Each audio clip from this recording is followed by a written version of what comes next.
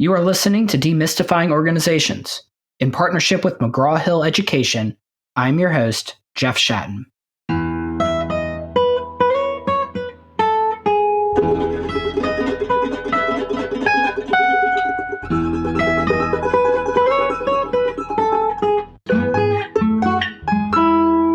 My guest today is Tricia Griffith. Tricia is the CEO and president of Progressive Insurance, the third largest auto insurance company in the United States. In 2018, Tricia became the first woman to be named Fortune's Businessperson of the Year, and she oversees Progressive's 33,000 employees.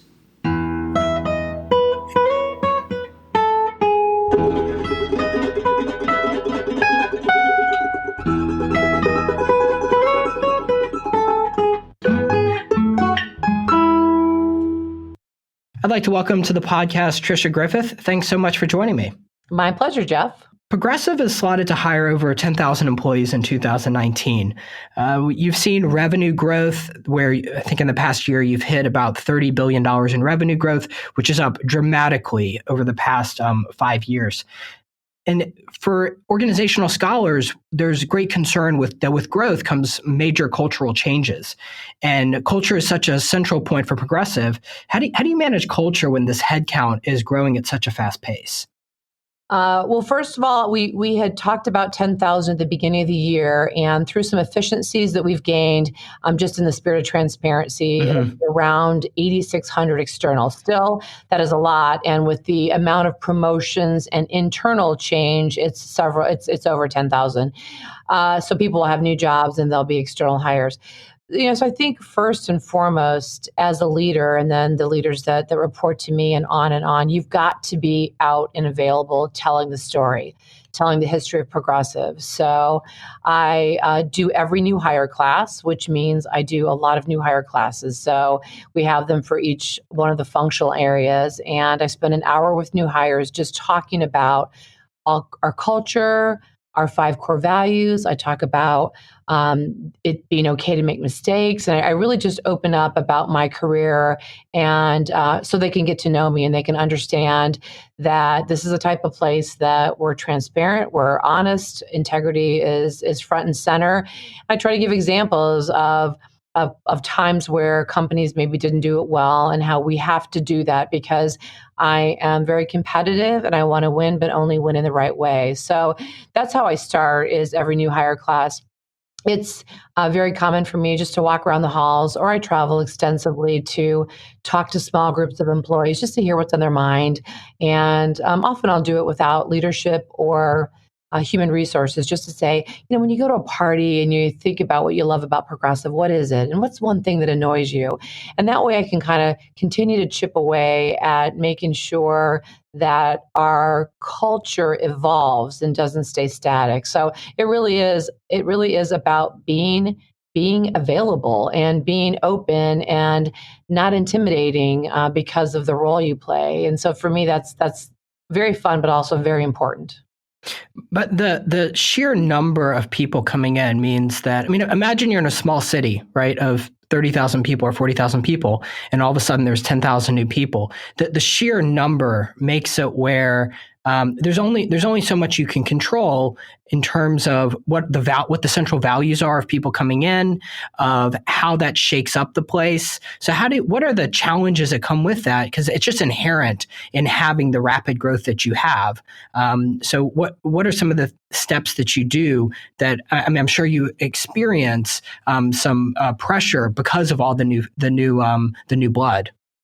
Well, I think, yeah, absolutely, especially because a lot of the new people coming in are the frontline people that are interacting with our customers. So claims reps, that's where I started, and our customer relationship management, so our online or our phone call centers where people call in. So they're learning a lot, and it can be overwhelming. So I think, the biggest challenge is, how do you get over that hump where you feel like you're adding value? And so we do have, higher turnover with newer hires. Once you're at Progressive 3+ years, you're a lifer, but getting through that first year is really difficult. And I talk about very specifically how I felt that. Why do people drop off in the first 3 years? It's usually the first actually 6 months. And it's because it's just overwhelming. There's a lot to learn. Every call, every customer, every claim has a little bit of a nuance. And I think sometimes you feel frustrated because you are going to make mistakes. And so I talk about that all the time. I talk about mistakes I made. And what I say is, okay, if you're in 6 months and you're like, this just isn't for me. I know it's not for me. I can learn it. Not a big deal. That's okay. That's an okay way to say I tried it and I'm going to leave and look for something different.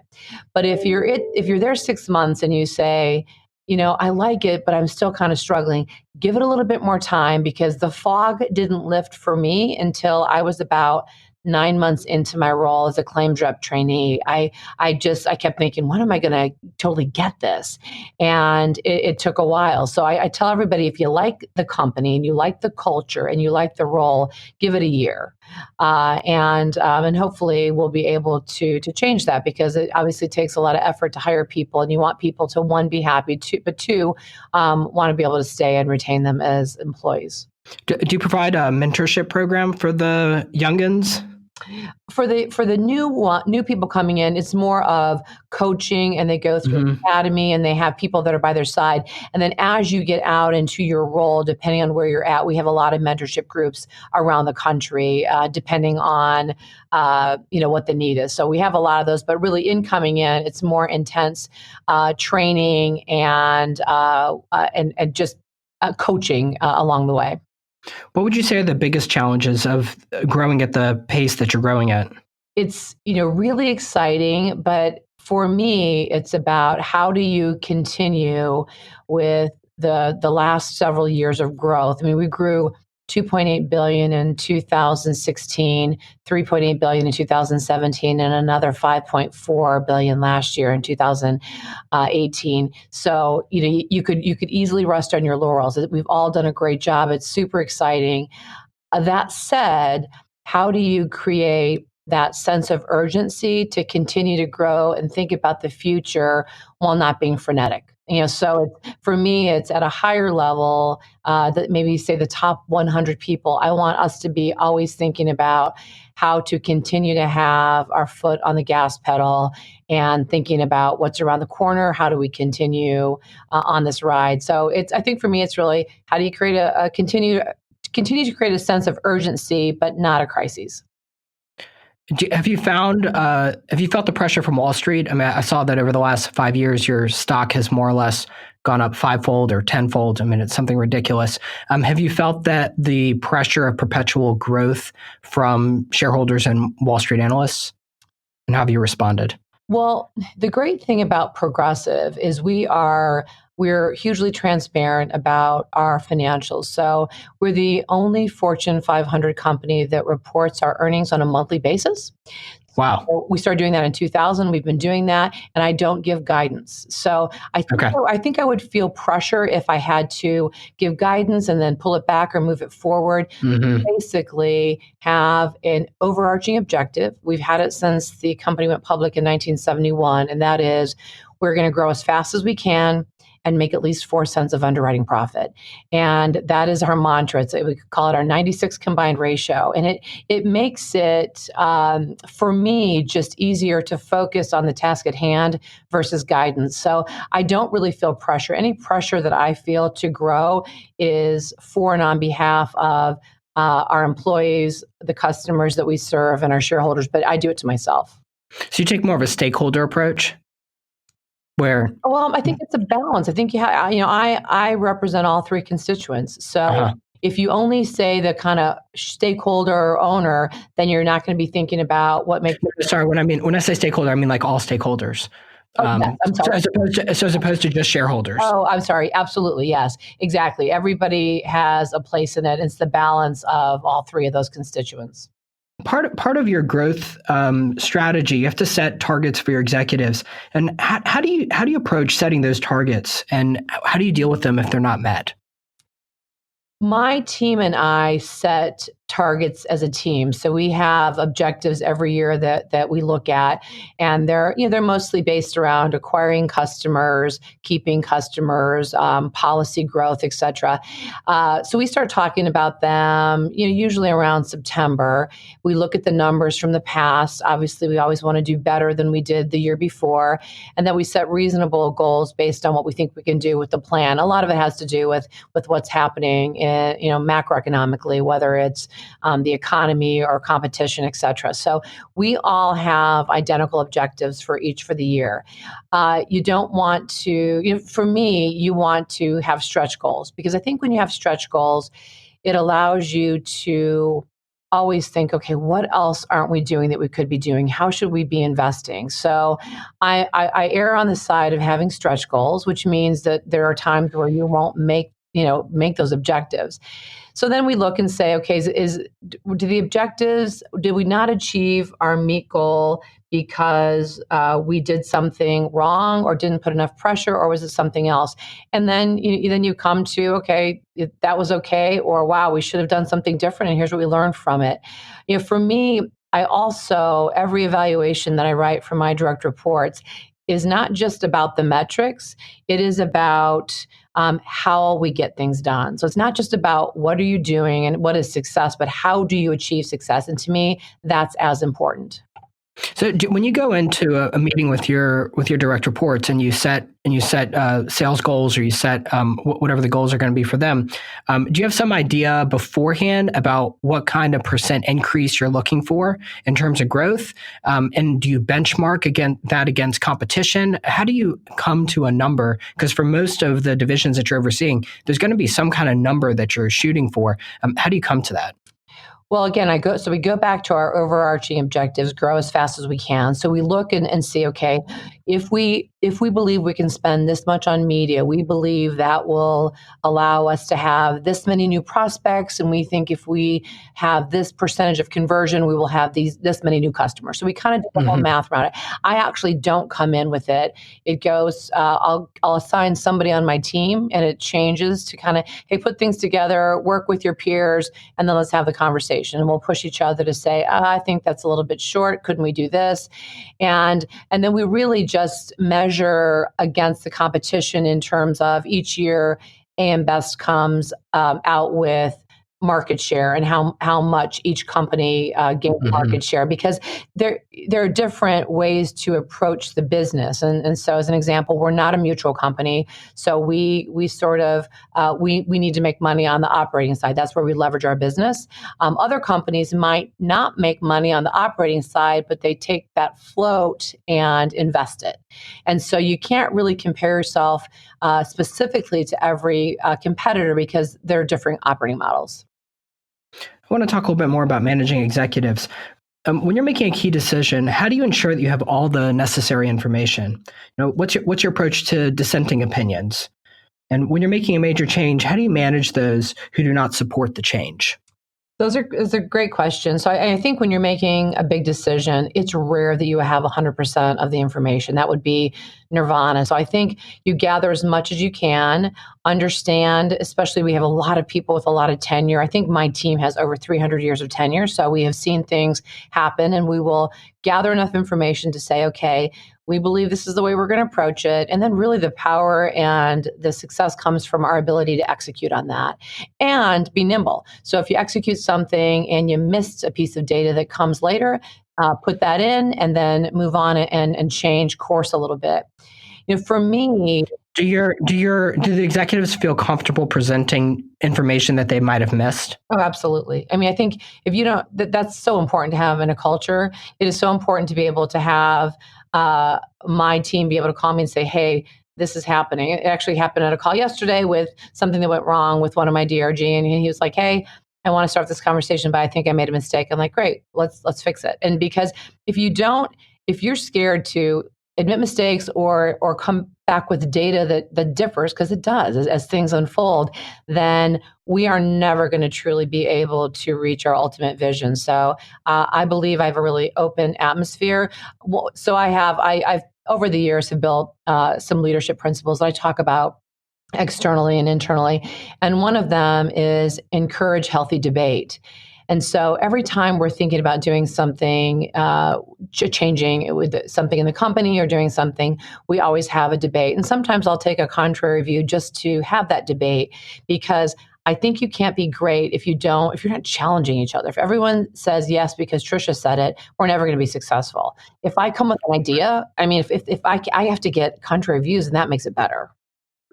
So yeah, so in the management literature, we call this psychological safety. So the extent to which team members feel comfortable stating either a contrary perspective or dissenting view or raising their voice at all, and it promotes a tremendous amount of productive discussion and increases decision making overall. Yes, yeah, I hadn't heard it called that, but yeah, it makes so much sense. And to me, it's once you start to think as a leader that you have the best idea, then you shouldn't be leading.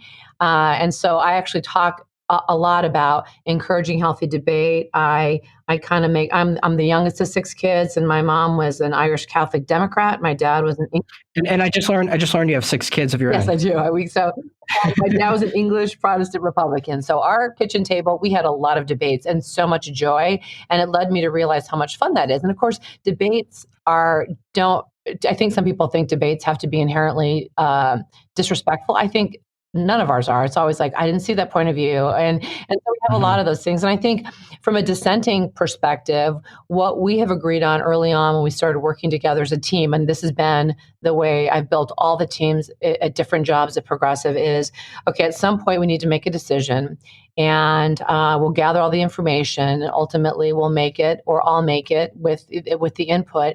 And we're not always going to win. So sometimes the decision will be different from what I would have done. Sometimes it'll be the same, but the power in debate is unity when you leave. And so the only thing that I won't accept is the meeting after the meeting. Once we debate it, Right. When we're gone, let's go. Let's execute the heck out of it. Mm-hmm. So then what do you do with those who, at the end of the meeting, where you have eight executives in the meeting, and there's 2 that still do not support the final decision?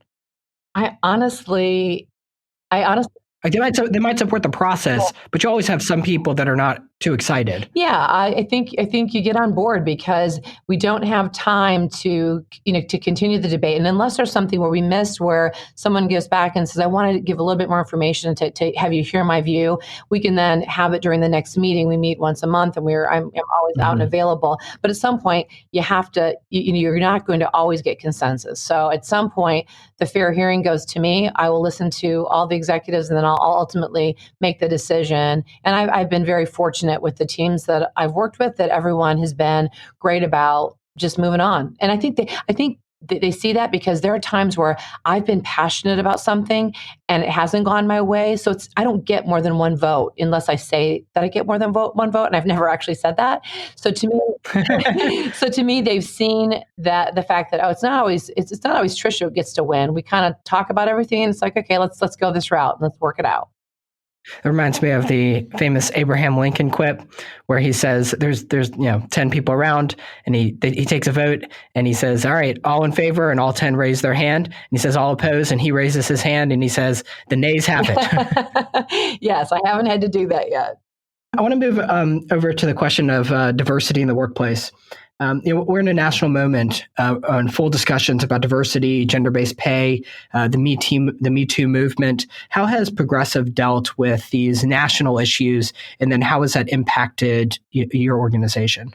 Again, I think it's about openly talking about it. So when I'm talking, and I'm talking in a diversity and inclusion event, and maybe it's based on, maybe it's the Network of Empowered Women. We have 9 what we call employee resource groups.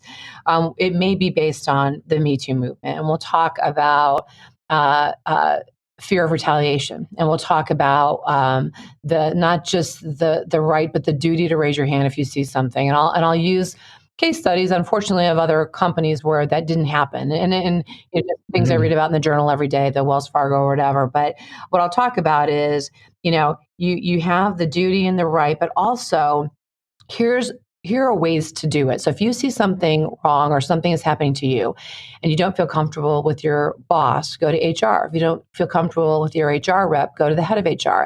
If you don't feel comfortable with that person, go directly to me or the alert line that's anonymous. So, to be able to here's how I see it. People don't necessarily come into a big organization and have the courage to do that. I know that as a young person, growing up in an organization. Well, it's very uncomfortable. Absolutely.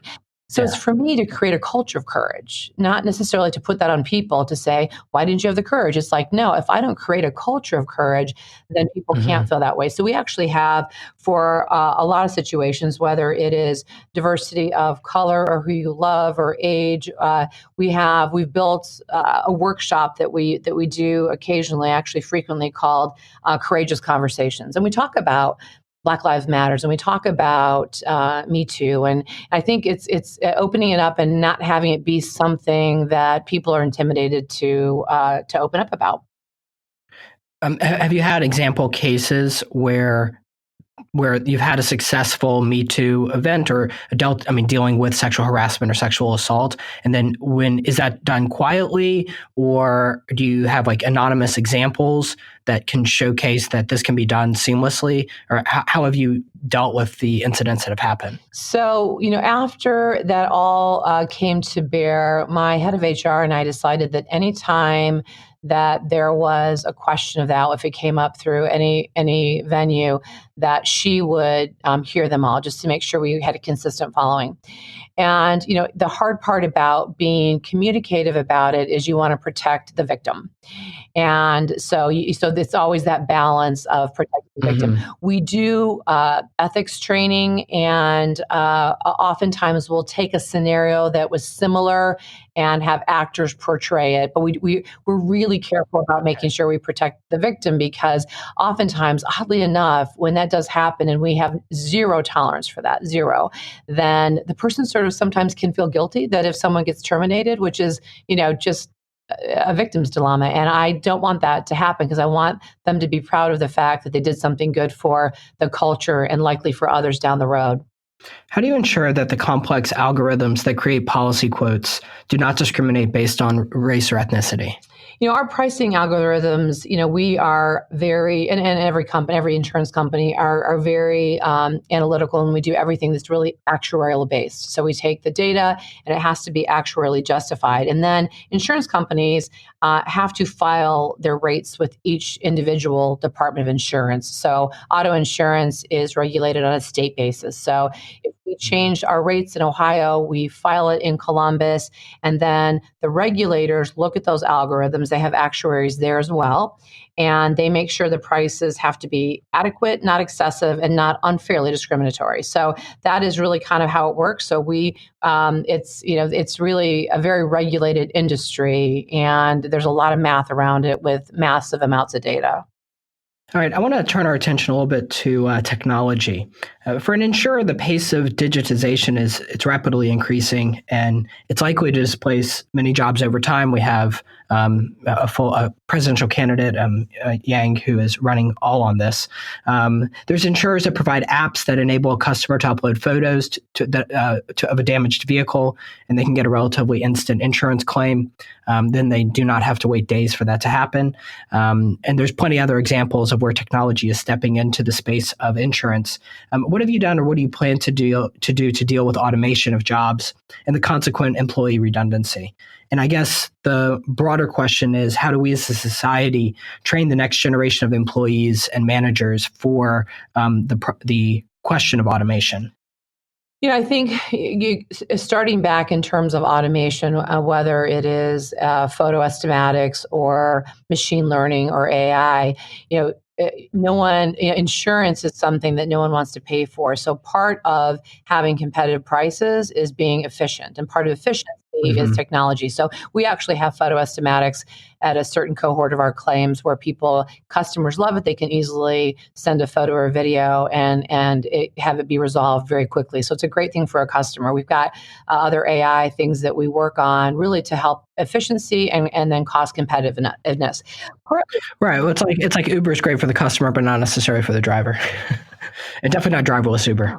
Right. I mean, I think, when I think of that, I go back when you were talking about rating algorithm, we were the first company to do usage-based insurance. And that is really where it should be, where you have either it's on your app or a dongle in your vehicle that really rates you as a driver. But I digress. But I think, what you have to do is always be thinking ahead. So several years ago, we had claims service centers across the country, and it was a place where people could bring their vehicles in. It was very, very nice lobby, and we would estimate your car while you were there. We had them for about 10 or 11 years, and they were really great until customers said, it's kind of a hassle for me to take it there. I'd rather do the video recording, etc. So we knew that about a year before, we were going to shut down the service centers and evolve our process. And part of that is you have to be thinking ahead for people. And so we had hundreds and hundreds of people that worked in these service centers. And when you're a growing company and you have an always growth mindset, it's a lot easier. So we were able to offer every single person a job. And so that's how you have to think about it. You have to think about, okay, so driverless cars, although they won't be here for a long time, cars are still safer. So how are we growing as a company, and what does that mean for jobs? And so, wait, I want to go back to the center that you shut down, because that's really interesting. So you have a center that gets shut down, and because you're a growth company and you're constantly hiring, you're able to put them in other areas. How did you reskill or retool them for a different area? We just resent them to training to say, okay, here's a couple options for you. You could be an inside file loader. You could go out in the field. What's your choice? And then we would send them to training. So it's we have training areas across the country. And I know from hearing from people in those service centers, there was almost 70. They couldn't believe we just didn't shut down and say, hey, we'll figure this out. But we have a history of doing that in terms of really trying to think ahead. I'll give you an example. So in 2008, during the financial crisis, I was the president of claims. And literally overnight, you have really high unemployment rate. You have gas prices for the first time that were over $4. And so that shocked people, and people drove a lot less. And you had the financial crisis. So literally overnight, our frequency of accidents plummeted. I was literally overstaffed by 900 people in literally a couple of weeks. And I think a lot of companies would have said, well, this is easy because there's the math. Everyone sees what's happening in the economy. What I did was I called the CEO at the time, and he talked to the board, and I talked about, I know we're going to grow again, and it seems really senseless to let 900 people go and then a year later hire 900 people. Could we do some things virtually that they're probably overskilled for? But if we're overstaffed in Ohio, could we have 15 of those claims reps work on something else to further the company? And although it's not great economically, I think it is great culturally, and ultimately is good. And they said thumbs up, and so we did that. So I think people know that we will do whatever it takes to try to be thinking ahead. That said, it doesn't always happen, but you have to be thinking ahead. Okay, if this happens, don't go to the easiest thing that would be, just send the pink slips. Go to, what can I learn from this? And what we learned from people doing things virtually is that we could do a lot more work from home and have a lot more flexibility. So the learnings we took from something that was kind of forced upon us were really incredible. That's really interesting. And how was the response? I'm talking from the 2008 lesson. Oh, I think initially people were nervous because it was like, oh, I've got this job that I wasn't doing. I want my old job back, and I'm doing this other job. But I took the opportunity to start a blog, and also I literally wrote to the claims organization, which was at the time probably, I don't know, 13,000 people. I literally wrote to them once a week, kind of saying, here's where we're at. Here's where the jobs are opening. Here's where we think we're seeing growth. And as I communicated more and was open to frustrations of people, it sort of simmered down. And I have so many people now that are in different parts of the company that they wouldn't have been in had that not happened.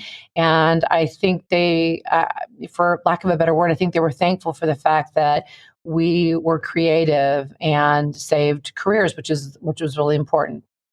I mean, it's an incredible testament to culture, because the natural response for most, especially publicly traded company, the natural response is to do layoffs during a downturn, and to think creatively and retool people and put them in other areas, just to get over the hump of a recession, is pretty remarkable. Thank you. I would love to say it's all me, but it was an easy call to make, and the fact that our board of directors, who represent the shareholders, understood and supported me, made it easy to lead through that. What is your thinking in terms of evaluating driverless cars and the insurance questions? What does it mean to insure someone who's not driving? Well, I think the driverless car conversation, when people go to driverless cars, they go to level 5, and really where we're going to be in the next decade, or probably So let me jump in. So level 4 and 5 is where it's pretty much you can go to sleep. exactly. The lower levels are where you need, like we currently have today, where you have to be awake or have your hand on the wheel. Those are all the level 3 and below. Right. Okay, So how I think about it is, how safe can level 2 or 3 cars get where frequency really plummets? So if I go all the way to 5, then I'm going to miss opportunities for other insurable products that could roll out. And honestly, with the infrastructure we have and where things are at, what I believe, and this is my opinion, is that it'll first come with robo-taxis. Like you said, you've got the Ubers and the Lyfts, and that the expensive piece is the driver. How can you get from point A to point B, especially in a geofenced area, in urban areas? And then the second one, I think, because of lack of drivers, will be commercial vehicles. So if you can, is there a portion of the highway that you can have platooning? So you've got maybe one driver in the first truck and drivers following, because there's such a labor shortage of drivers. Mm-hmm. I think you always have to be thinking about what's next. But what does it mean? But I want to get back to the question though. Like, what does it mean to insure to a car? Like right now, if I drive recklessly and I get in an accident, it's on me. But what if I'm not driving? So am I responsible for that insurance? Is Ford responsible for it? Would it be who's liable? The question hasn't been answered, and will likely be answered on a federal level. Right now, Mm-hmm. with the losses that we see, there are big debates, because you have to gather the data, and then the question is who owns the data. So is it the insured? Is it the OE manufacturer? Is it the insurer? And because getting that is almost like a black box to figure out, did something go wrong with the technology, or should the person have put their hands on the wheel? So that is still up for debate, and we are continuing to, as other companies continue to learn about that each and every day. But I believe those things we're going to have to grapple with at a federal level. And do you have a preference? I think that I want to be able to understand how the loss happened. So I don't believe that I, as an insurer, have to own the data. I just need to have access to it. Mm-hmm. All right, I want to turn our attention to leadership. How did you approach the changing of the guards when you took over as CEO from Glenn Renwick?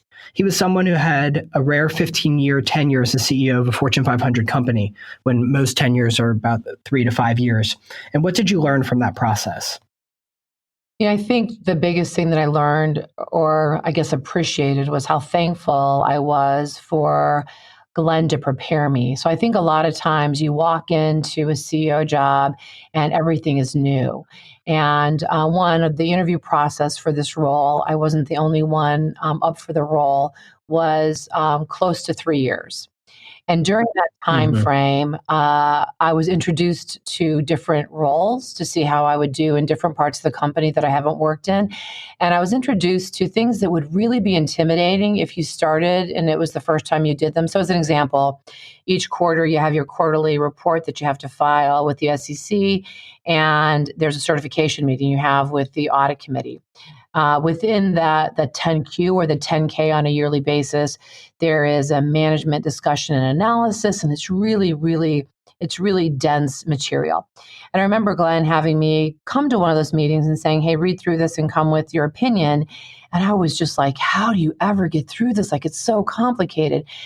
And it's Right. not. And so after 3 years, going to my first certification meeting, which should have been really intimidating, that was old hat just because he had me do those things. And so I appreciated the fact that he shared his knowledge. He shared some of the things that were intimidating to him when he first started, and just having someone who is a mentor and a coach and a sponsor made it easier.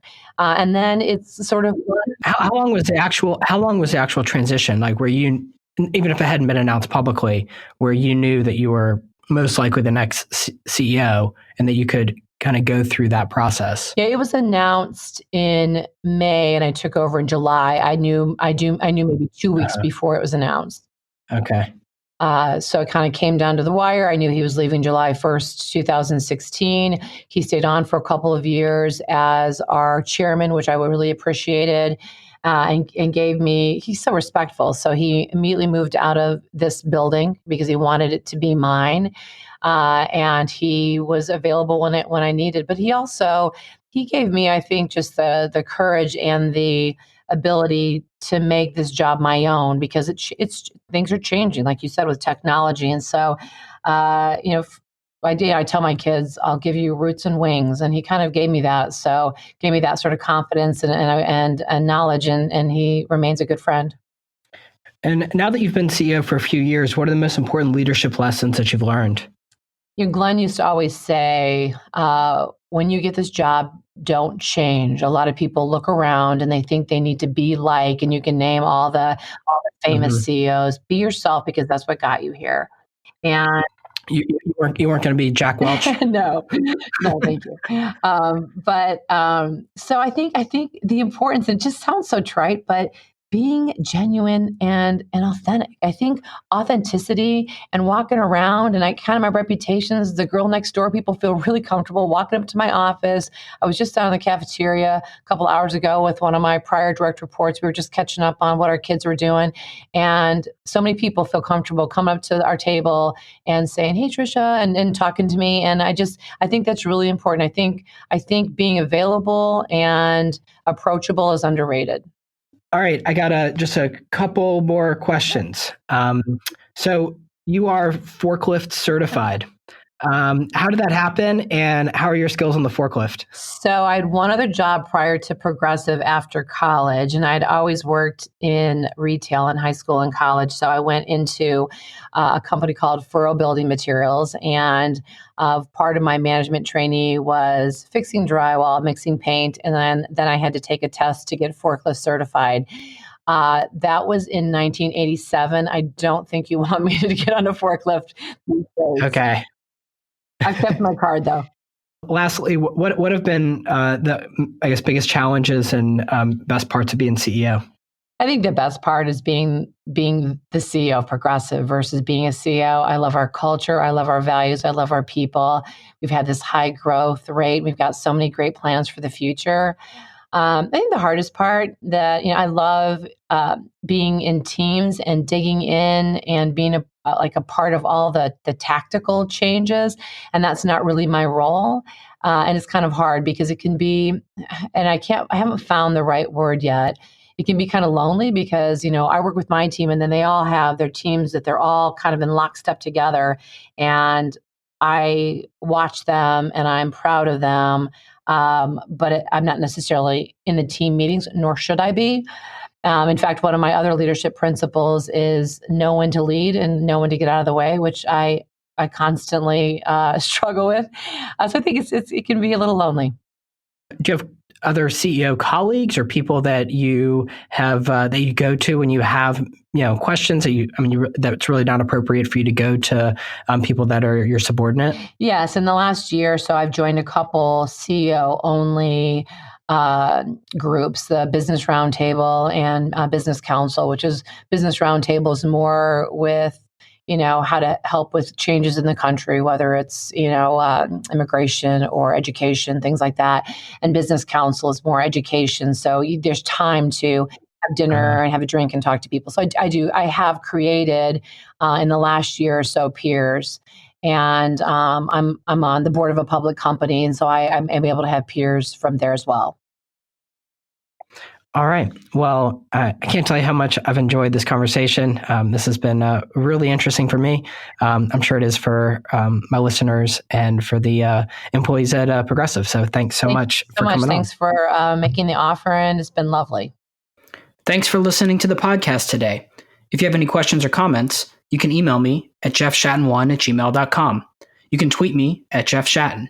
If you like this podcast, press the subscribe button and make sure to rate it on iTunes so that other people can find it.